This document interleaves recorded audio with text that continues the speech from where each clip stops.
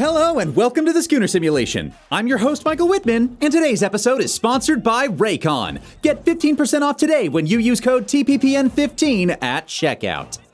The Sooners are traveling to Fort Worth, Texas to see if they can bounce back from a disappointing loss last week by beating down TCU.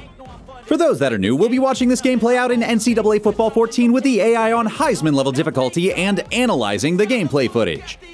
The updated rosters, courtesy of the Operation Sports Forum, ensure our teams are up to date, and the college football revamped modification makes them look their best.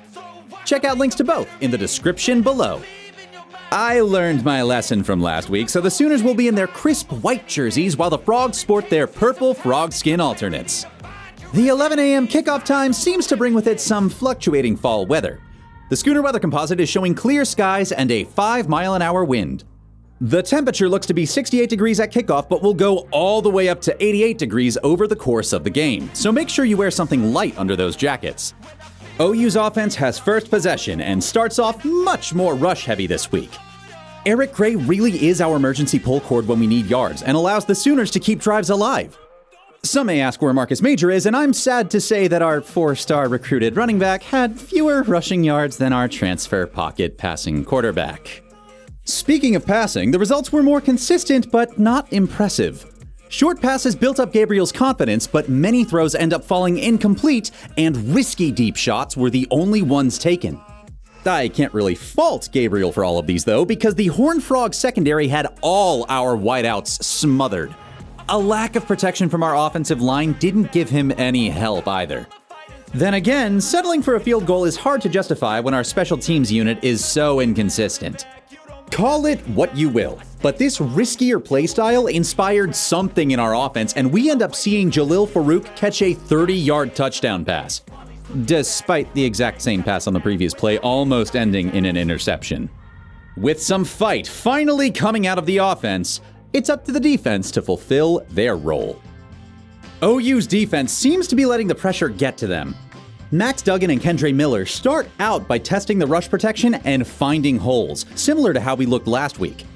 This saves TCU from getting 3-and-outed on multiple occasions and allows them to look for deep passes while having a reliable way to push forward. While our secondary does prevent some big plays from being made, quick throws and crossing routes end up putting TCU on the board first. The entire defense seemed completely out of their element, and Tay Barber and Quentin Johnston took full advantage of this fact. Our safeties did a fine job of closing in and stopping extra yardage, but the constant 5-yard gain still ensured TCU kept the ball for much longer than they should have.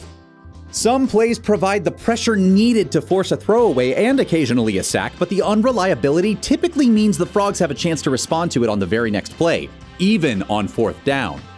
Hopefully, Venables teaches our guys how to play the fabled QB spy, because Duggan as a pro-style quarterback having more rushing yards than Eric Gray is unacceptable. The last few minutes of the fourth quarter see the bulk of the action as the Horned Frogs go up by a score, and Dylan Gabriel is once again given the opportunity to lead his crew to glory. In the most unceremonious fashion, the Sooners can't make it down the field in time. This coin flip of a game ends in favor of TCU 24-17. With how luck-based the game felt, it's no surprise we lost this one. The other simulations seem to tell a similar story. Looking at the stats for all the other sims I ran, whoever controls the run game will control the clock and give more opportunities to their offense to score. The amount of 3rd and 4th down conversions saved by a rush or quarterback scramble is greater than any of the other sims I've witnessed. Our keys to victory here lie in the defensive line plugging holes and preventing rushes from slipping through the cracks, and for both Eric Gray and Marcus Major to make a highlight reel out of this game. What are your score predictions for this game? Let us know in the comments section down below, or tag us on Twitter @SchoonerPod.